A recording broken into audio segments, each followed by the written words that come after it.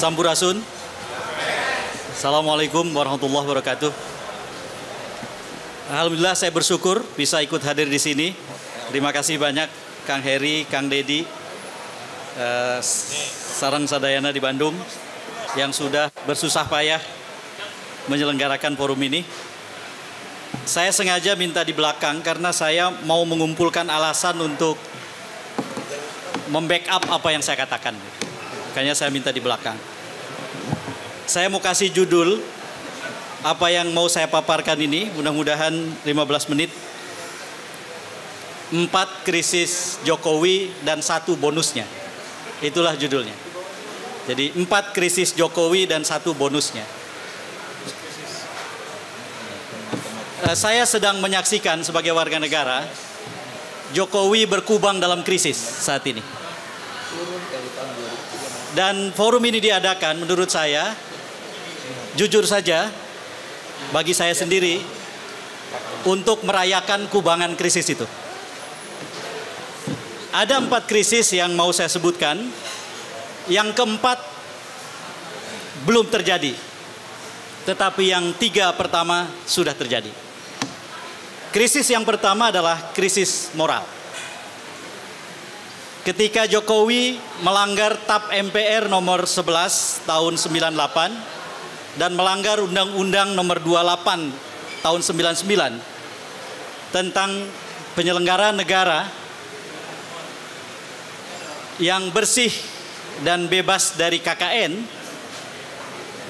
dengan terang benderang mempertontonkan nepotisme, pada saat itulah krisis moral itu sudah terjadi, bukan akan terjadi.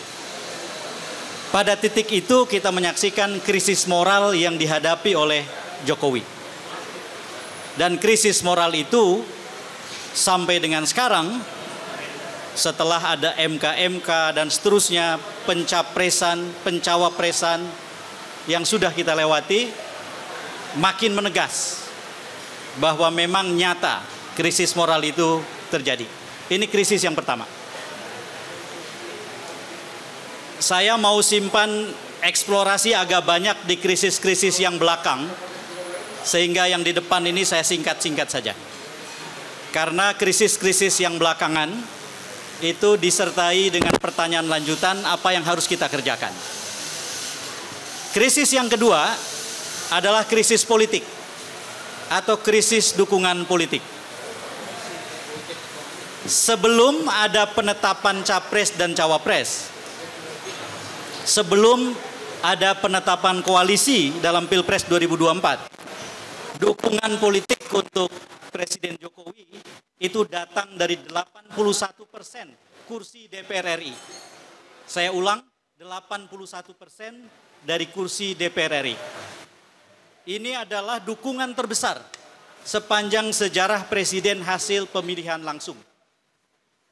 2 kali periode Pak SBY di bawah 80%, periode pertama Pak Jokowi di bawah 80%, dan periode keduanya 81%. Tetapi sejak penetapan capres dan cawapres, yang terjadi adalah krisis dukungan politik. Dikarenakan 54,6% sudah di luar Presiden Jokowi. 3 partai bersama dengan Amin, 2 partai bersama dengan Ganjar Mahfud MD. Jumlah mereka adalah 54,6%, yang menyisakan koalisi pendukung Jokowi sekarang 45,4% saja. Dari 81% menjadi 45,4%, itu krisis namanya. Krisis kedua ini juga sudah terjadi. Jokowi senyatanya menghadapi krisis dukungan politik. Pertanyaannya barangkali, dengan lebih dari 50% kursi DPR dikuasai oleh mereka yang di seberang Jokowi, kok tidak ada radikalisasi di DPR? Kok agenda pemakzulan itu hanya berhenti di panggung diskusi dan tidak menjadi agenda politik? Nah, itu belakangan nanti kita jawab. Karena itu kaitannya dengan satu krisis bonusnya tadi yang saya katakan. Itulah krisis kedua Jokowi. Krisis ketiga Jokowi juga sudah terjadi. Saya sebut sebagai krisis kebijakan. Lengkapnya, gagalnya kebijakan. Selama ini kita dicecoki oleh data survei yang tidak tuntas berupa tingkat kepuasan pemilih terhadap Presiden Jokowi. Ada yang menyebut angka di atas 75%, bahkan ada 1-2 lembaga survei mengatakan di atas 80%. Saya tidak tahu apakah lembaga-lembaga survei itu menanyakan pertanyaan lain selain kepuasan.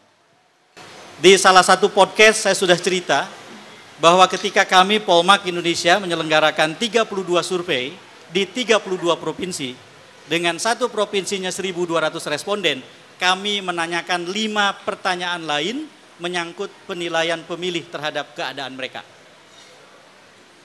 5 itu adalah apakah mereka menghadapi harga kebutuhan pokok yang terlampau tinggi sehingga mereka tidak bisa menjangkaunya. Apakah korupsi begitu merajalela hingga mereka merasa dipersulit hidupnya oleh praktek korupsi? Apakah pembangunan infrastruktur yang katanya sukses itu sudah membuat kehidupan mereka lebih baik? Dan seterusnya, ada 5, termasuk apakah pekerjaan mudah untuk dicari atau didapatkan.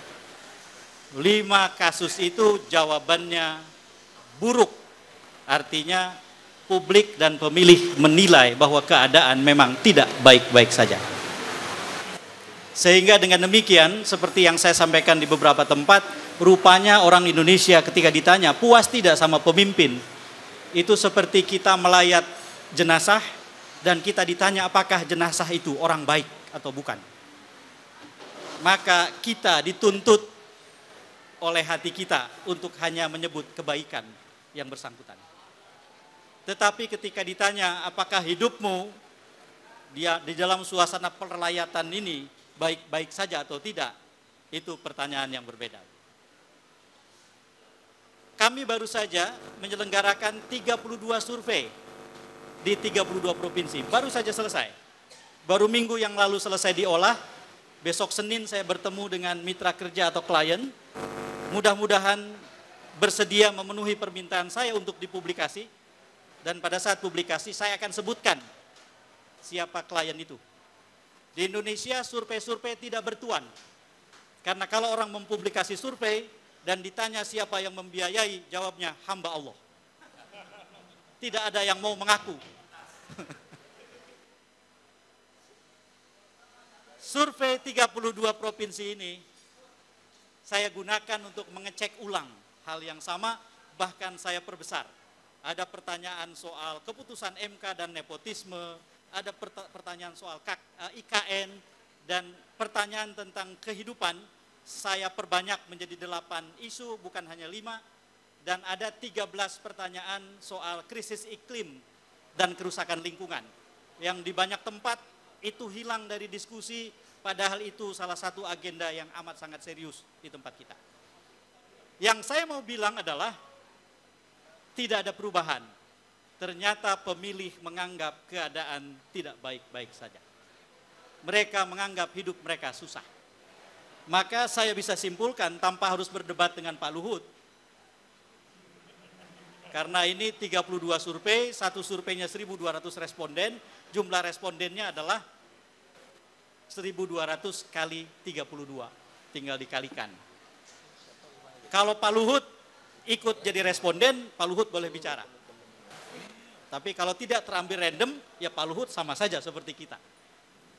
Ini suara rakyat, bukan suara penguasa. Dan nyatanya krisis kebijakan itu sudah terjadi. Apa krisis keempat?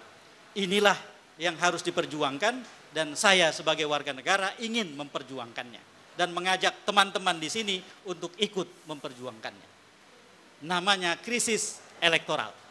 Jokowi harus kalah dalam pemilu 2024. Itulah target saya sebagai warga negara Indonesia.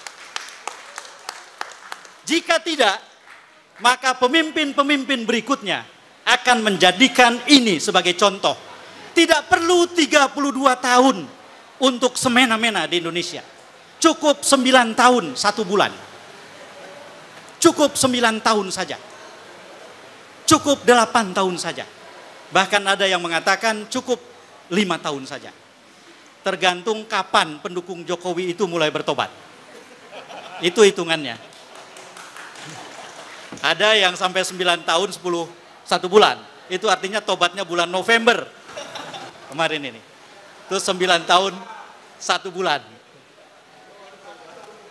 Saya adalah konsultan Jokowi di pemilu 2014. Saya tidak menjadi konsultan Jokowi atau Prabowo di 2019 dan saya memutuskan tidak jadi konsultan siapapun di 2024 supaya saya bisa ngomong begini. Di 2014 saya jadi konsultan Jokowi, pertobatan saya kurang dari 100 hari, yaitu ketika Mas Bambang Wijoyanto ditangkap, lalu kemudian kita sama-sama waktu itu demo, saya dan teman-teman ke KPK, dan saya mengirimkan surat cinta yang sangat panjang SMS ke 3 orang, Presiden Jokowi, Wakil Presiden Yusuf Kala, dan Menteri Sekretaris Negara Pratikno. Disitulah saya mengatakan, dan saya menggunakan Anda yang rupanya kalau dibaca orang Solo itu terlalu menyakitkan. Saya tunggu Anda tidak hanya sekedar jadi pemenang pemilu atau penghuni istana. Saya tunggu Anda saat ini menjadi kepala negara. Menjadi kepala negara itu tidak cukup menjadi non-partisan saja, tapi harus beyond partisan. Anda harus ada di atas semua orang, di atas semua golongan, dan selamatkan negara dan bangsa ini. Saya tunggu sampai dengan siang dan sore, Anda harus berbuat sesuatu dalam krisis di KPK ini. Jika tidak, Anda sekedar penghuni istana dan pemenang pemilu presiden. Itulah isi SMS saya kira-kira. Sampai sekarang masih saya simpan. Dan ketika tidak ada apa-apa sampai sore, menurut saya tidak bisa saya mendukung lagi orang ini. Sudah cukup. Jadi buat saya usianya 100 hari kurang. Buat beberapa orang 9 tahun, 8 tahun, 5 tahun, dan seterusnya. Yang ingin saya katakan adalah krisis elektoral harus terjadi bukan untuk mengalahkan Jokowi titik, dan tidak ada sesuatu yang pribadi dalam urusan ini. Ini urusan bagaimana Indonesia, demokrasinya dan masa depannya tidak boleh ada dalam titik balik. Ini urusan di mana Indonesia harus menyelamatkan sesuatu yang sangat besar, lebih besar dari satu keluarga, apalagi satu orang. Ini urusan yang tidak ada kaitannya secara pribadi dengan Jokowi. Jadi kalau ada, pasti ada intel polisi, intel tentara di tempat ini, mohon dicatat bahwa mereka yang berkumpul di sini, kami yang berkumpul di sini tidak punya urusan pribadi dengan Jokowi. Urusan kami dengan Jokowi secara pribadi berakhir ketika dia jadi presiden. Karena pada saat itu urusan pribadi dia sudah tidak relevan. Kalau dia keliru, maka kita harus bilang keliru. Kalau menurut kita dia harus jatuh, maka kita harus bilang dia harus jatuh. Kalau kita bilang dia harus berhenti, tidak boleh sampai 20 Oktober tahun depan, maka kita harus bilang itu, dan itu tidak ada urusan pribadi. Jadi krisis yang keempat ini adalah krisis elektoral. Apakah ada peluang? Saya baru besok ketemu mitra kerja, kalau saja diskusi ini terlambat 2 hari atau 3 hari, mungkin saya bisa bocorkan angkanya. Tetapi baiklah, bismillah, saya sedikit-sedikit melanggar etika barangkali dengan mengatakan ini, karena presentasi ke klien belum, kok udah ngomong berkuar-kuar di Bandung. Tidak apa-apa. Ternyata menurut hitungan itu masih mungkin Prabowo Gibran dikalahkan. Data survei ini tidak bisa dibandingkan dengan satu survei nasional yang sekarang datanya beredar. Ini survei 32 provinsi. Yang satu provinsinya 1.200 responden, 6 provinsi yang tidak disurvei cuma Papua. Apa hasilnya? Prabowo Gibran di bawah 40%, tidak di atas 40%. Anies dan Ganjar di atas 20%. Teman-teman bisa hitung, tinggal belasan persen saja yang undecided. Yang menarik adalah di survei kami selalu ada pertanyaan, apakah pilihan ibu bapak saudara tersebut sudah tetap atau masih mungkin untuk berubah? Berapakah yang mengatakan sudah tetap? 46% saja. tetapi ketika dicek, sisanya kemungkinan besar tidak memilih. Maka ditemukanlah angka sekitar 43% pemilih kita masih diperebutkan. Itu data pertama. Data kedua, tingkat kepuasan terhadap Jokowi yang tinggi tidak sama dengan dua data, yaitu data pilihan terhadap Prabowo dan Gibran, dan data berikutnya adalah data tentang apakah Jokowi orang yang paling mereka dengar ketika mereka mau membuat pilihan politik. Kami buat pertanyaan itu. Di antara tokoh-tokoh berikut ini, termasuk ada jawaban lain-lain sebutkan, sehingga setiap orang bisa menyebutkan tokohnya sendiri. Kita masukkan daftar nama, tentu saja ada Presiden Jokowi di situ. Hanya 20% lebih sedikit yang mengatakan Presiden Jokowi yang mereka paling timbang ketika mau memilih. Jadi kalau ada lembaga survei yang mengatakan tingkat kepuasan Jokowi 80%, maka 80% pemilih akan dengar dia, itu survei yang tidak selesai. Yang karena tidak selesai, maka dengan mudah dipakai untuk menggiring secara keliru opini kita. Jadi menurut saya terbuka kesempatan. Orang Indonesia terbukti tangguh dalam dua hal, menghadapi krisis yang terhebat dan menang dalam keadaan miskin. Emang Jokowi waktu menang dia kaya di Jakarta 2012? Emang Jokowi banyak duitnya waktu 2014 waktu menang? Enggak, bisa menang dia. Di banyak sekali tempat, 14 tahun saya jadi konsultan, banyak banget orang yang kurang duit menang. Menurut saya, kewajiban warga negara yang terpenting saat ini adalah hilangkan pesimisme dari kamus Anda. Karena setiap orang bukan penonton, setiap orang adalah pelaku. Dan haram hukumnya bagi pelaku untuk pesimis. Saya sudah 16 menit, minta waktu tambahan sedikit ya. Orang marah itu tidak boleh dihentikan.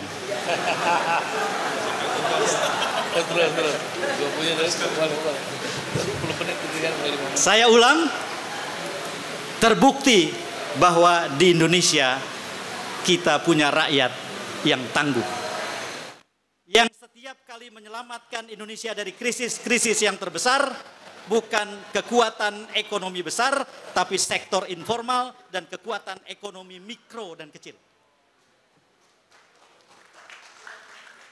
Yang setiap kali bersikap dan kemudian membawa Indonesia berubah adalah orang-orang kecil. Sekarang ini kita dipaksa dicecoki untuk mendengarkan orang besar bicara di televisi, orang besar bicara di mana-mana dengan perspektif mereka yang jauh dari pikiran orang kecil. Maka menurut saya tidak ada alasan untuk pesimis di 2024. Prabowo Gibran bisa dikalahkan. Saya tidak punya agenda memenangkan Anies Muhaimin. Saya tidak punya agenda untuk memenangkan Ganjar Mahfud. Saya punya cuma satu agenda, mengalahkan Joko Widodo. Itulah agendanya. Dan ketika yang didukung adalah Prabowo Gibran, salah sendiri Prabowo Gibran didukung Jokowi. Karena itu kena getahnya. Ceritanya cuma begitu. Nah, maka saudara-saudara sekalian, mari hilangkan kamus pesimisme atau kamus pesimis dari kata pesimis dari kamus kita. Apa itu bonus? Krisis bonus. Krisis bonus itu adalah krisis konstitusional. Kalau krisis elektoral terjadi, Joko Widodo dikalahkan 14 Februari 2024. Putaran keduanya 26 Juni 2024. Kemungkinan besar 2 putaran ini. Tidak 1 putaran. Lalu kemudian kalahlah Joko Widodo, maka besar kemungkinan terjadi krisis bonus yang keempat, krisis konstitusional. Pada saat itulah pelaku-pelaku politik akan bergerak dan bisa memakzulkan Jokowi sebelum 20 Oktober 2024. Pak Intel ini analisis. Ini bukan ajakan ini. Walaupun saya mengajak partai-partai belum tentu didengar. Kalau dia sekarang Ganjar Mangga, mangga. Pertanyaannya, kenapa tidak terjadi proses pemajulan sekarang? Dua alasannya. Alasan yang pertama adalah jika partai-partai dan kekuatan legislatif memulai proses pemajulan, maka akan terganggulah tahapan-tahapan pemilu. Orang yang paling diuntungkan adalah orang yang ingin pemilu ditunda karena ingin masa jabatannya bertambah. Kebetulan orangnya sama dengan yang mau saya lawan, namanya Joko Widodo. Maka rupanya itu juga yang mau dilawan oleh partai-partai, dan karena itu mereka belum mau bergerak terlalu jauh untuk pemajulan karena bisa mengganggu tahapan pemilu, dan karena itu kemudian membantu target-target tersembunyi itu kembali muncul. Pemilu ditunda, masa jabatan bertambah. Yang kedua, di dalam tingkat krisis seperti sekarang, memancing isu yang mendasar, menggerakkannya menjadi gerakan massa, itu bisa memancing anarkisme. Kalau kemudian itu terpancing di tengah suasana kampanye, maka undang-undang darurat bisa diperlakukan oleh kepala negara. Dan di sini banyak yang lebih paham apa isi undang-undang itu. Maka semua kendali akan dipegang oleh kepala negara. Saya ngomong seperti ini, kemungkinan besar tidak akan pulang naik kereta cepat nanti malam, tetapi mungkin ke Polsek, Polres, atau tempat-tempat terdekat semacam itu. Jadi dengan demikian wajar kalau tidak ada proses pemajulan secara politik yang berlangsung sekarang karena dua alasan itu. Tetapi kalau krisis elektoral terjadi 14 Februari dan 26 Juni, Presiden Joko Widodo kalah, bukan tidak mungkin pergerakan politik, radikalisasi lembaga legislatif akan mulai berlangsung dan tidak sampai 20 Oktober 2024 yang bersangkutan. Untuk apa? Untuk memberi pelajaran besar kepada bangsa Indonesia dan semua rakyat bahwa rakyat Indonesia tidak akan tinggal diam menghadapi kekuasaan yang sewenang-wenang. Saya kira itu sebagai penutup apa yang harus kita kerjakan. Menurut saya jangka pendeknya adalah ikut serta dalam mengelola dan membentuk krisis elektoral 2024. Bentuknya beragam, salah satunya adalah mari di Jawa Barat ini, di Bandung ini dibentuk Liga Pemilih Pemantau Polisi dan Liga Pemilih Pemantau Tentara. Liga pemilih ini lebih terorganisir dalam bentuk network atau jaringan. Jadi kita tidak bisa mendorong orang untuk melakukan segala sesuatu sendirian. Ada fardu kifayah yang harus ditegakkan, yaitu fardu kifayah yang ada pada segelintir orang untuk menggerakkan orang lain, dan lebih baik bentuknya adalah liga pemilih saja. Tidak usah bentuk organisasi. Liga Pemilih Pemantau Polisi, Liga Pemilih Pemantau Tentara. Dan satu lagi, Liga Pemilih Anti Kejahatan Pemilu. 3 hal itulah yang harus kita bentuk. Masih ada waktu. Berapa lama waktunya? Waktunya adalah, saya lihat aplikasi, karena saya punya aplikasi berapa hari lagi Pilpres dan seterusnya, masih ada waktu 67 hari. 67 hari pemungutan suara, 67 hari waktu yang cukup. Sebab terbukti bahwa apalagi orang berkumpul sebanyak ini. Bung Karno mengatakan, kasih saya 10 pemuda, maka akan saya guncang dunia. Dan Jokowi lebih dahsyat, saya kasih kalian pemuda, maka akan saya rusak demokrasi Indonesia. Itulah yang tidak boleh dibiarkan. Dan dalam 1 hari aja keputusan MK itu diputuskan di saat yang terakhir, masa 67 hari tidak cukup untuk melawannya? Saya yakin cukup, dan mudah-mudahan Tuhan bersama kita, karena Tuhan yang sama adalah Tuhannya Presiden Jokowi. Wallahul muwafiq ila aqwamit thoriq. Assalamualaikum warahmatullahi wabarakatuh.